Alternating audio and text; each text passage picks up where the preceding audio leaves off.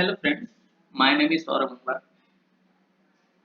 Today we discuss about Xanthophyceae. It is a class of algae.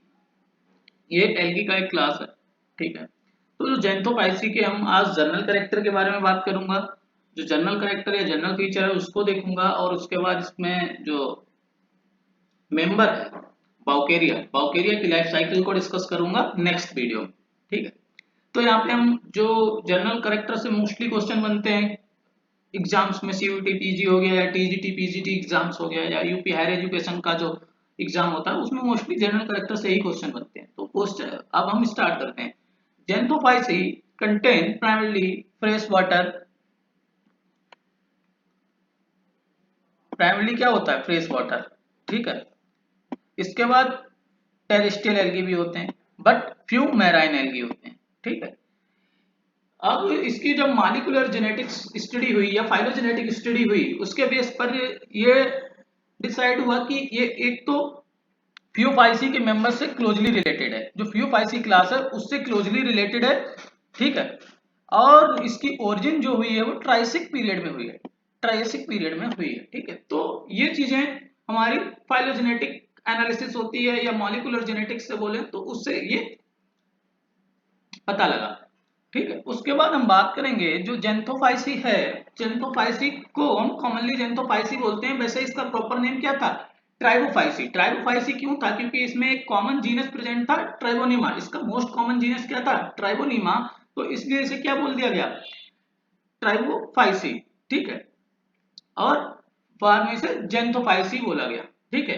जेंथोफाइसी इसलिए बोला गया क्योंकि इसमें जो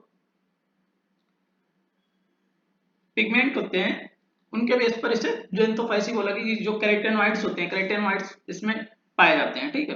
कैरोटेनॉइड्स दो टाइप्स के होते हैं, एक तो होते हैं जेंथोफिल और दूसरा जो होता है वो कैरोटीन होता है, ठीक है।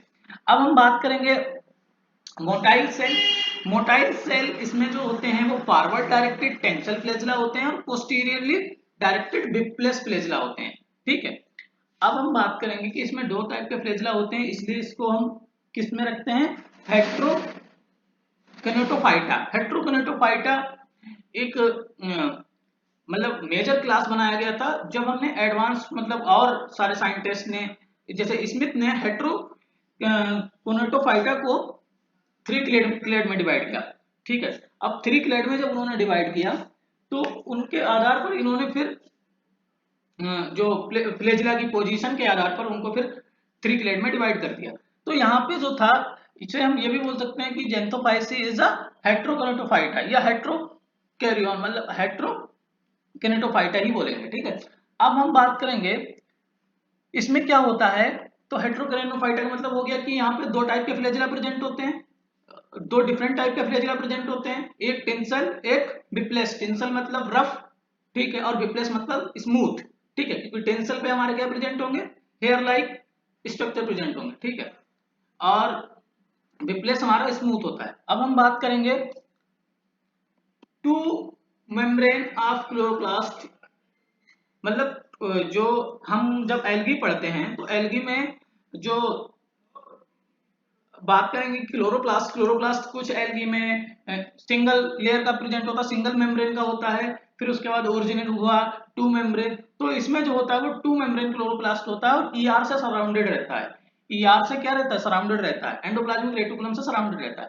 तो क्लोरोप्लास्ट की outer layer is continuous with the ER and with nucleus, ठीक है। तो क्या होता है? इसका न्यूक्लियस के साथ कनेक्शन बना रहता है। अब इसके बाद हम बात करेंगे जो क्लोरोप्लास्ट होता है, ये इंपॉर्टेंट है, ये याद रखना।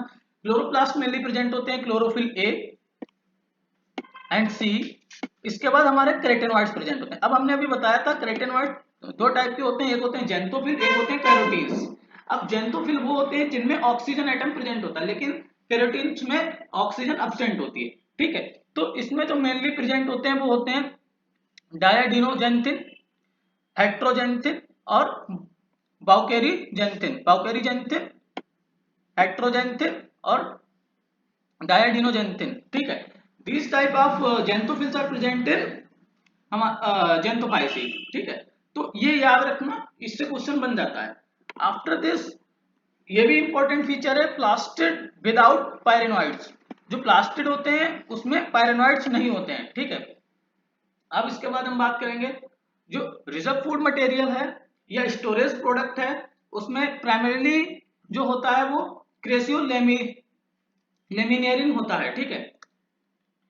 इसे हम आल्सो बोलते हैं ल्यूकोसिन, ठीक है। क्राइसो लेमिनेरिन जो होता है वो ग्लूकोज का पॉलीमर होता है और किस लिंकेज से बंधा हुआ होता है, बीटा 1,3 लिंक्ड ग्लूकॉन, ठीक है। ग्लूकॉन मतलब ग्लूकोज की यूनिट, ठीक है। तो इसमें कौन सी लिंकेज होती है, बीटा 1,3, ठीक है। ये भी याद रखना, ये भी पूछ सकते हैं। और प्राइमरी कौन सा होता है, क्रेसियो लेमिनेरिन, ठीक है, या बोले तो ल्यूकोसिन।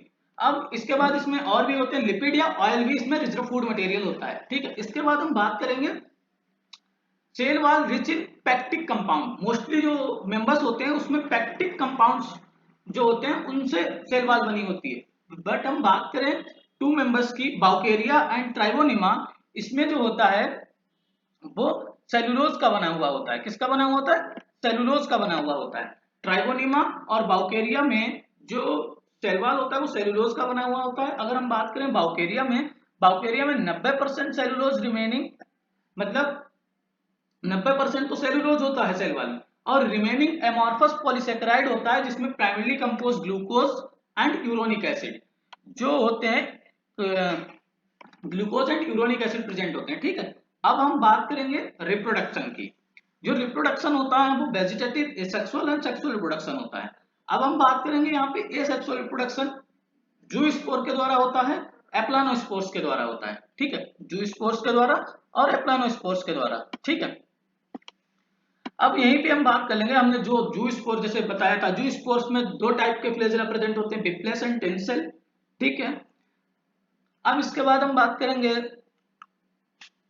Sexual reproduction only well stabilised in 3 genera. 3 genera में ही हमारा जो होता है sexual reproduction well stabilised recognise किया गया है। नंबर 1 बोट्राइडियम, दूसरा है ट्राइगोनिमा, तीसरा है बाउकेरिया, ठीक है। तो जो हमारा बोट्राइडियम एंड ट्राइगोनिमा है, इसमें अगर हम पूरे जेंथोफिल क्लास की बात करें तो मोस्टली जो होता है वो मोस्ट कॉमन जो इसमें प्रेजेंट होता है आइसोगेमस टाइप का होता है। अब आइसोगेमस क्या होते हैं, आइसोगेमस टाइप का रिप्रोडक्शन वह रिप्रोडक्शन होता है जिसमें जो गैमेट बनते हैं वो फिजियोलॉजिकली एंड मार्फोलॉजिकली सिमिलर होते हैं, तो उन्हें हम क्या बोल देते हैं, उन्हें बोल देते हैं आइसोगैमेट्स, ठीक है। तो इसमें जो गैमेट्स बनते हैं वो फिजियोलॉजिकली एंड बोले तो मार्फोलॉजिकली सिमिलर होते हैं। इस तो बोट्राइडियम एंड ट्राइगोनिमा में हमारा क्या होता है, आइसोगेमस टाइप का रिप्रोडक्शन मेनली प्रेजेंट होता है। बट अगर हम बाउकेरिया की बात करें, बाउकेरिया में ऊगेमस टाइप का होता है, क्योंकि इसमें क्या है, oogamous is the advance type of sexual reproduction. तो इसमें क्या होता है, इसमें जो होता है कि जो फीमेल रिप्रोडक्टिव ऑर्गन होता है वो नॉन मोटाइल होता है, लेकिन जो मेल रिप्रोडक्टिव ऑर्गन होता है वो मोटाइल होता है। तो वो चल के फीमेल के पास जाता है और वहां पे अटैच होके रिप्रोडक्शन करता है, तो यहाँ पे ऊगेमस टाइप का होता है, ठीक है। तो बाउकेरिया एक एक्सेप्शन है जहाँ पे ऊगेमस टाइप का होता है, वैसे मोस्टली आइसोगेमस टाइप का पाया जाता है। नेक्स्ट वीडियो में हम बाउकेरिया के बारे में डिस्कस करूंगा। बाउकेरिया से क्वेश्चन बहुत सारा पूछा जाता है, तो please like and subscribe my channel. Thank you friends. इसी प्रकार हम पूरी एल्गी कवर करेंगे। Thank you friends.